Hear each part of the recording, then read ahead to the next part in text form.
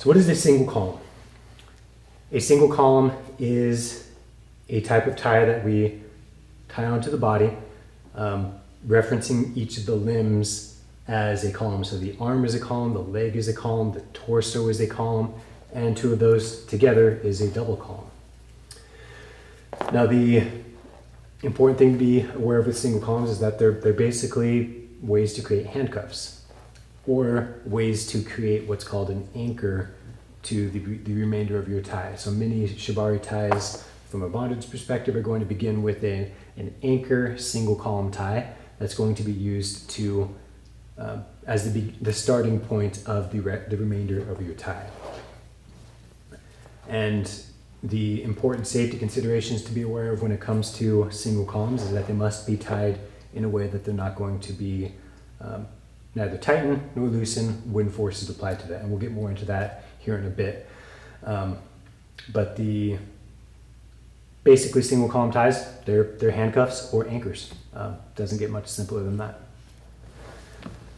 So there are many different types of single columns, and each one of them has a different pros and cons, ranging from the collapsibility, the quickness of releasing it, to whether or not it's suitable for groundwork or suspension work. And some are quite inescapable, others are going to come undone at some point, but we're going to get into each of those here today. So we're going to talk about the overhand finish of the single column, we're going to talk about Somerville Bowline, talk about square knot, we'll talk about the Lark's head, and then we'll also do the Bula Bula. So 5 total single column ties that you can use that are going to, each of them have their different pros and cons based on the direction that the rope ends up flowing, to the degree of lockness that's going to have on the tie, if that's even a word, lockness, I'm not sure. Lockability, let's call it that. So let's get started. We'll start off with the overhand knot, which is, in my opinion, one of the simplest ways to finish off a single column. Now, every single column is going to share the following characteristics. It's going to, when tied, is going to maintain its tension. So irregardless of what's happening on this side of the rope, the tension that we establish here will neither loosen nor tighten. So it's not going to constrict, and it's not going to loosen on our column as it's being tied. We want that to stay in place. Consider this your anchor for your single column tie. And when we are locking this off, we also want to make sure that the way that it's locked off is such that if force is applied to this, so if you have this on a handcuff, for example, and it's tied to a bedpost, you don't want that to, when force is applied to this, you don't want that to constrict onto the wrist and begin to tighten up, which is going to cause a bunch of issues like tissue damage, potential circulation issues, to, in more extreme cases, broken bones or sharp bruises. So the overhand knot is, I usually say, just like a shoelace knot. So if you still tie your shoelaces, a lot of people don't, including myself. I tie them once and I leave them. But we're going to come around 2 times, and generally we want to have about 4 to 6 inches of bite hanging out after a second wrap. And standard crossover and come through. And the lock off for the overhand version is just to simply cross these over one each other, like the overhand motion here, and then through this gap that you created there, and we're just going to cinch down. Very simple knot to start your single column in, but it does have a few disadvantages. So the primary disadvantage is that it is not a non-collapsible knot. So it is a type of Shibari knot that, when enough force is applied to it, is going to collapse just like that. So the bite here collapsed a little bit, which also causes this line here to now be straight. So it no longer has a bend in it, which is going to, if force is applied onto this, potentially is going to allow that single line to constrict onto the wrist at that point, because this line is now straight. That's the biggest disadvantage of the overhand lock off for this. You can see that the first wrap got very tight, second wrap stayed loose. Now that is fairly easily mitigated by doing a simple trick of just adding an additional wrap to your bite. And that's a fairly universal trick that you can do with any of your single columns. Just add an additional wrap there to give it some more stability. And now if that collapses, it's going to collapse on that first one first and should be a little bit more stable. And then another trick that you can do for pretty much any of your ties is just go ahead and thread your rope through your bite there. So then if anything else on those locks do fail or collapse on each other, you're still going to have that bite for it to hold on to. Not a huge thing to worry about if you're on the floor, but just something to be aware of as a potential failure point of this type of knot.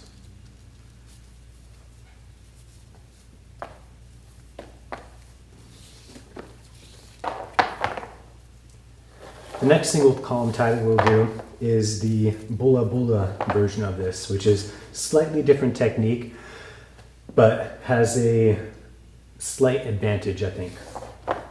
So very similar to the square knot, we're still going to come around twice. Still going to leave about 6 inches of our tails here before we cross over and thread through. All the same motions as the overhand knot at this point. Now we're going to do something distinctly different than the overhand. So the overhand, we literally come over, cross over a hand and bring the rope up and through that loop. But with the Bula Bula variation, you actually create a loop first. So take your left hand and create a loop, making sure that the tails end up on the center of your single column, just like so. And you're just going to pull the bite through. Hold tension nice and flat there. Make sure that none of your lines are crossed over. And then you're going to tighten down.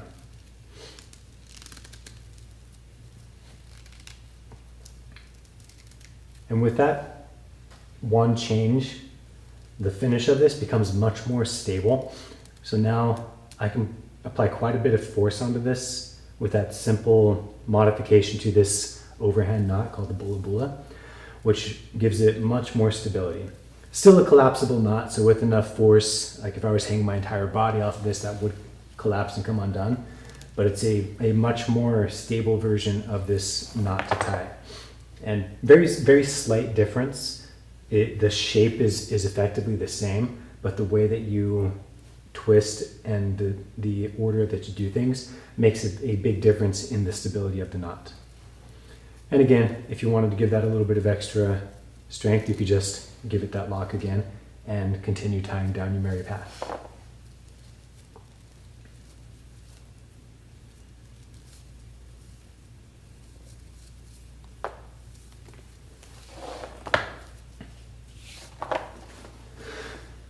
The next single column that we'll do is going to be the Somerville Bowline. The Somerville Bowline is fairly tricky, but it's a very secure knot. And the way that I like to do the Somerville Bowline is start everything off just as you would with your standard single column, wrap 2 times, then cross over, making sure that you cross over your tails, 2 fingers distance, just like all of our others. And the way I like to do my Somervilles is to create my loop using my middle finger that's between the lines here. So just wrap a loop around those two fingers, and then take my index finger and just draw that bite over and through. It's a slightly extra step to doing the Somerville, but I find that it's a way that you can learn this tie very quickly and get it completed with a large degree of success. And then we'll just thread that bite through. And now it just comes straight through that loop that I created, and then I can just tighten right down onto it.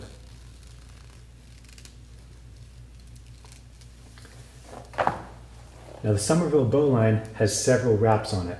So it has, first is wrapping around the tails by coming across over as it came back through that loop. Then it's coming through the cuff here and back through that loop once more. So it's a very stable knot, and it's one that is considered non-collapsible, and also one that is generally considered the go-to for a suspension anchor for your suspension work. And this tie, as force is applied to it, it's actually tightening onto that bite, while at the same time it's tightening onto the first part of the bite, as well as tightening onto the entire strap itself. Very stable, very secure knot. Also a very different way of tying the Somerville than you would if you have like Boy Scout or a tree rigging background. The Somerville Bowline is a slightly different technique for this single column, but extremely stable knot, and one that is going to be your default when it comes to most Shibari ties.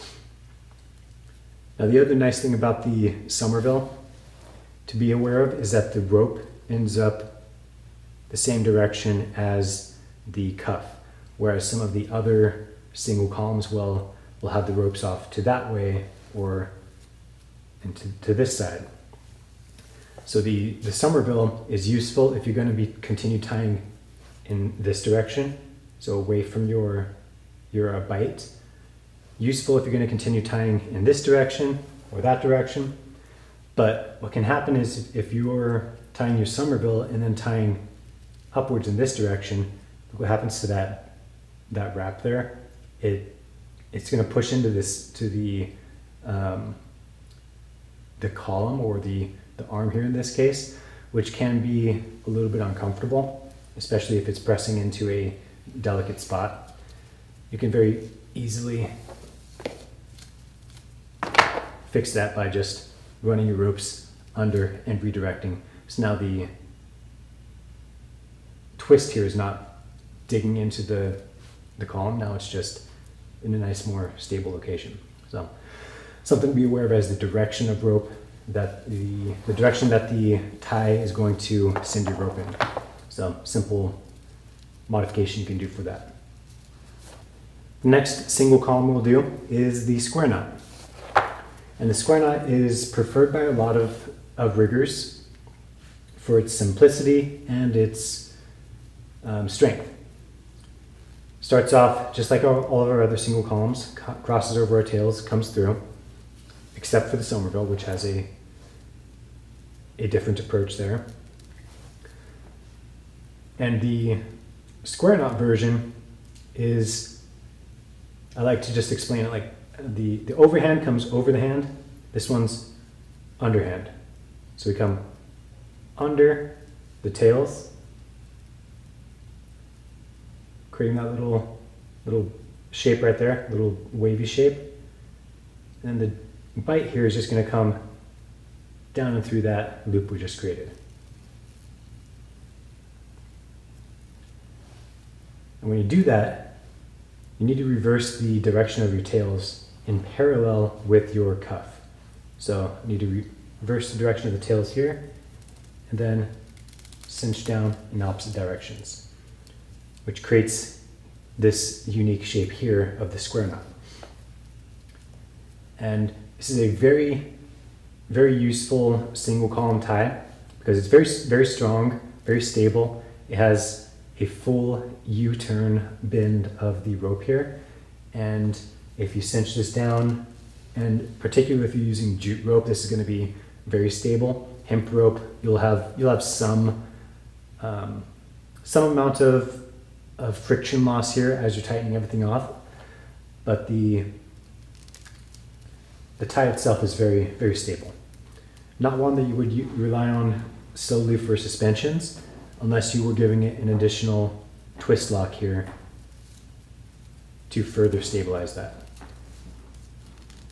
Very strong, very great knot, one that you can rely on for anything on the floor, and it's going to serve you very well, whether it be for handcuffs, your anchor tie, or any other tie on the body from any of the limbs, any of the columns, the waist, the legs, wrists, and all that.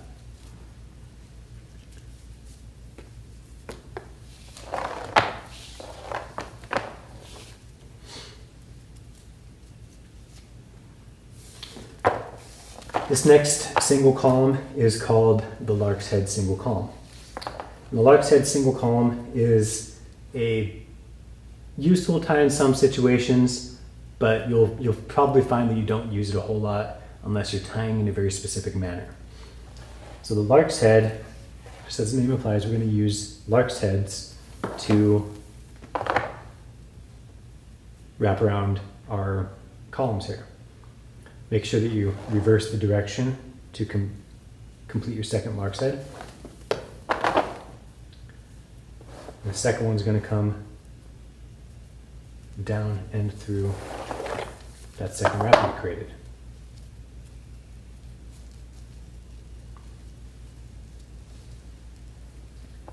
And then we finish it off with a half hitch. So we're going to cross over, and we need to hook those fingers down and through and pull all the way through that loop that we're holding on to. Cinch up to the connection point, and you have what's called a Lark's Head single column. Now, it's not the most elegant of ways to tie a single column on the body. However, it's quite inescapable. It is never going to come loose, and if it's tied at the correct tension where it can't get past the wrist, this handcuff is just simply not going to come undone. It's extremely sturdy, and one that, if tied correctly, is going to maintain its tension and never come loose. Whether it's tied on a wrist, a torso, or a leg, it's all going to be very, very secure. So it's a useful method for tying off things like a shinju or some of the chest harnesses where you don't want to have a tab of rope hanging out with your typical single column, and you want to have a nice clean finish like this. It's very useful for finishes like that. But when it comes to starting your ties off, if you're going to continue tying from here, this can get in the way, because in order to untie this, you have to go bring all of your ropes back through, which, if you're using a 30-foot length of rope, is going to quickly be a pain in the butt. So a very useful tie for a handcuff if you're not confident in your single column skills with any of the easily removable single columns. This tie here is one that you can rely on for safety reasons of ensuring that you're never going to be constricting on a limb to be causing blood flow issues or making a mistake. So one of the simpler knots to learn, because it doesn't have a lot of steps. It's just Lark's Heads, but definitely very limited in its applications when it comes to your future Shibari ties. So one bonus tie that we'll do is a quick release. A lot of people like a quick release because it's smooth, it's sexy, and it releases quickly. The way to do a quick release is going to be the same exact method no matter which version of the single columns you're doing. So rather than starting with 6 inches of bite here, you're gonna give yourself about 10 to 12.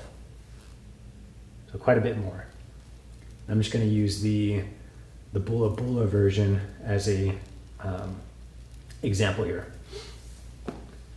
So do your wrap as usual, and then rather than pull this bite all the way through, you're just gonna pull that 50% of the way through. When you do that, lock both of those down, creating a double bite on one side and the other bite on the other side, and just cinch that down onto that. So basically you've slip knotted your bite at the end, and you maintain all of the strength of your tie. It's still going to maintain its tension and distance that you've established, and it's still technically a collapsible knot, but a lot more sturdy than the non-slipped version. Now, this is a cool trick. It's a nice tool to have in your toolkit, especially if you're doing something like a suspension, or if you're just quickly setting something up that you want to be able to remove quickly. But I generally am of the opinion that a slipped single column tends to be more on the unsafe side, particularly when it comes to a suspension, because you could be working your ropes and doing your thing, and you could accidentally hook this. And if you hook that and pull it, it's going to come undone. Not a huge risk if it's under load, because it's going to be very difficult to actually cause that to come undone. But in my opinion, and I've said this before, the reward does not outweigh the risk to me. So I generally just don't use them because I don't find them to be as useful as most people think they're going to be. So use them if you want, but yeah, you have my 2 cents.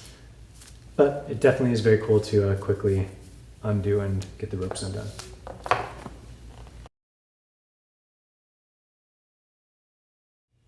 So details of how to do the overhand knot. We're going to start with our bite, come over our column 2 times.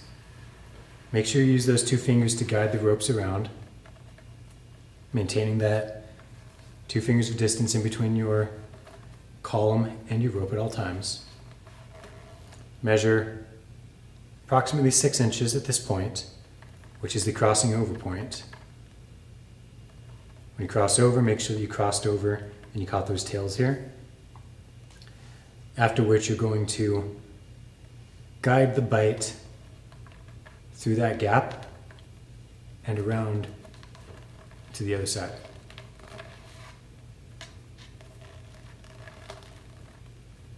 Once you're at the other side, you should be able to pull away from everything, and this should all come away and be evenly tensioned.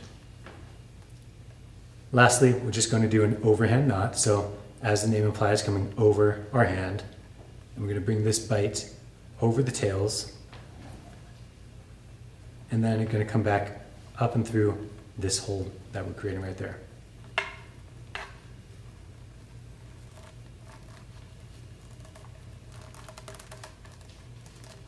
This creates a bit of a half bend in the rope, but a good, quick and easy single column tie that you can use for most groundwork. It is a collapsible tie, so that will happen when force is applied to it, but you can easily fix that collapse by just giving it a little twist on the running end of the tails. Pull that over the bite, and then you have a nice stable single column that's perfect for use on the floor. Now let's learn the Bula Bula single column tie. Start from your bite, come over your column 2 times, make sure you're using those fingers to guide the ropes around. Measure approximately 6 inches from this crossing point to the tip of your bite as you're crossing over your lines. do your little tug test, make sure you're in the same spot. If this fails, then you have crossed over in the incorrect location. Then going to take your bite, thread it under the wrap here, and out the other side. Do another tension check, make sure everything is aligned. And now we're going to lock it off very similarly to the overhand knot, but we're going to do it in a slightly different order by creating this loop here first. And then our bite is going to come through that loop and out the other side. And when you do that, make sure that you place a finger here to keep that nice and flat and clean. And then just take your running end of your tails and tighten down onto that. It's a very similar finish to the overhand knot version, but significantly more secure. The reason being is that it's crossing over this bite after we've threaded it through and landed it in a nice loop here. And as force is applied to this end of the tails, it's concentrated here rather than on a kind of the half or quarter bend that the overhand knot has. Still a collapsible knot, so it will collapse under enough load, but it's much more stable than the overhand. So very slight difference in the way that you do that, but has a tremendous effect on the strength of the knot. And again, you can give this even more stability by giving it an additional shibari twist there, and then locking onto that additional bend. Very strong, very stable knot, very good for the floor ties.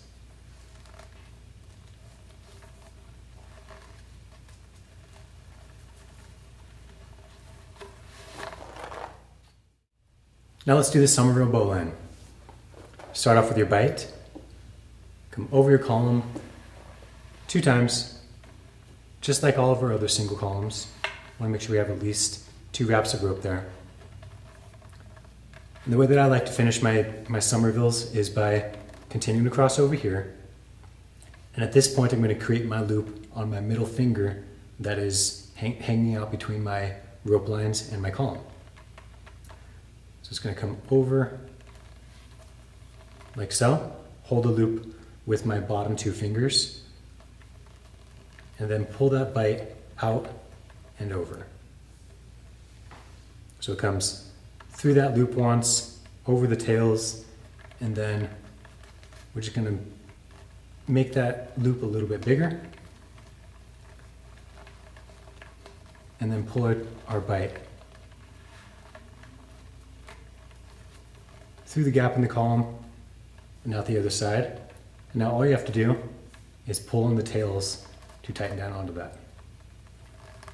Collect any tension from that,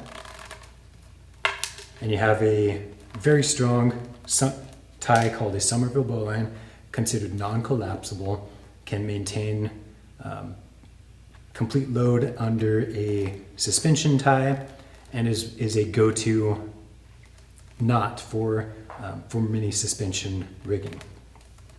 So highly recommend this tie to get good at if you are planning to move into suspension ties, and a very, very strong connection here. Now do note the direction of our rope here, which is out, down, or across. If you intend to tie in this direction, make sure that you notice what's happening here. It's going to push this part of the lock into the column if you tie that way. So a nice little trick to avoid that is just bring that rope down and through. And now you can tie in this direction without having to worry about that compressing into the limb.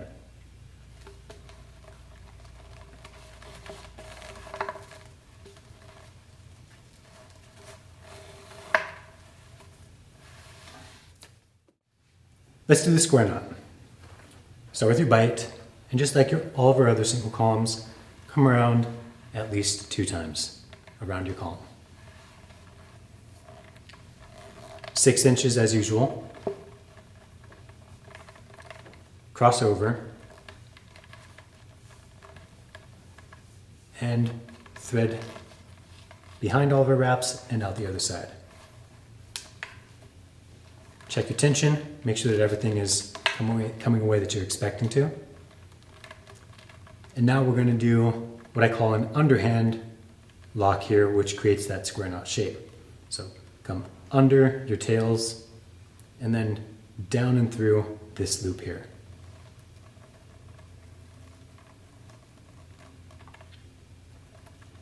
Now you need to reverse the direction of your tails. So the tails are currently hanging down.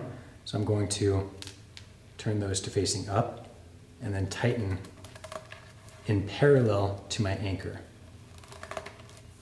creating that signature square shape knot there. We have a complete U-turn in the rope here, making for a very secure knot with a lot of tension. Still considered a collapsible single column, so if you want to make sure that that's extra stable, go ahead and give it an additional lock here to close that off. Excellent tie for anything on the floor, some things in the air, and you'll know that you have it done correctly when you have that shape there. Little U. Now be careful of this tie. If it does collapse on you, or if it's tied incorrectly, you're going to have this quarter bend here, which could turn into this line just going straight and causing this wrap to cinch down onto your column. So be mindful of that you don't end up creating this incorrectly with that shape, because that does not have any bend on the running into the tails, and it's simply going to be constricting onto your column.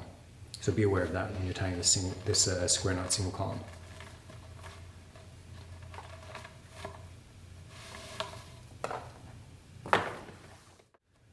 Now Lark's head is going to start with a Lark's head knot, but we're going to do that around the entire column. So come around once and then bring your rope through. Make sure you keep that 2 fingers distance here as you're continuing to tie this knot. Now, very important that you reverse the tension of this rope in that direction. You can't continue tying it in that direction because you'll never catch any tension there. So we need to reverse the tension onto our bite. I'm going to come around our column again, effectively creating a new loop wherein we're going to pull our tails through.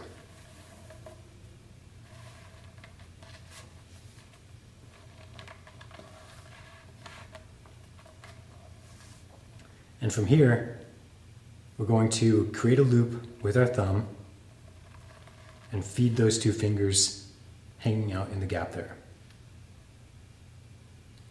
Switch.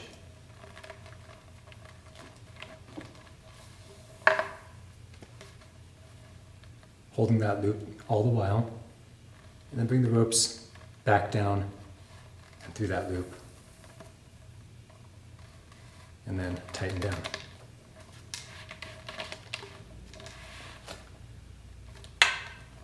A very strong, very capable single column tie.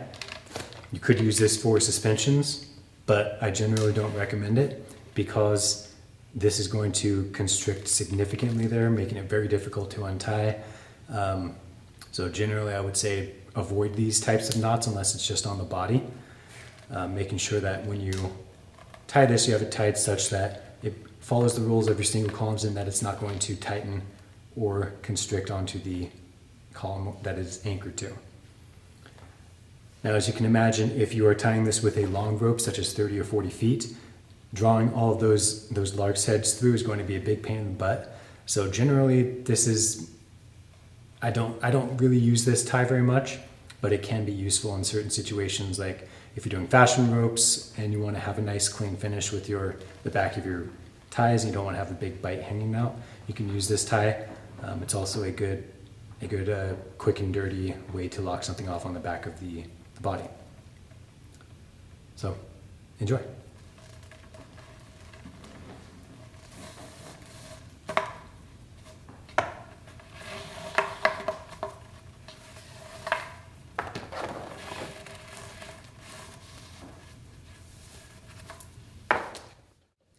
Now let's do a quick release single column. For this one, we'll use the Somerville Bowline as an example. Come around your column 2 times, beginning from the bite of your rope. And rather than the standard 6 inches of bite, we're going to double that to about 12 inches. So nice big chunk of rope there before you cross over. Now cross over, lock your Somerville,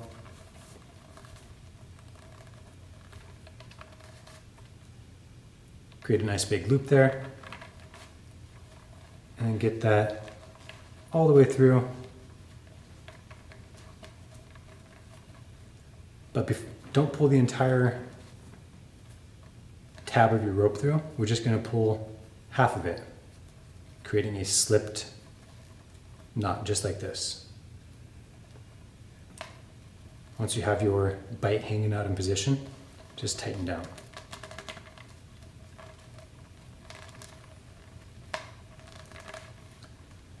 So this is a quick release single column using a Somerville as an example. Same exact principles would apply for any type of slipped release for either the square knot, the Bula Bula, or any of the other single columns with the exception of the Lark's head. And what this enables you to do is, I don't want to go too soon there, is you can pull on this tab of rope here and very quickly release your tie, allowing you to have everything come undone. So nice useful trick to be able to create a quick release for your Shibari ties.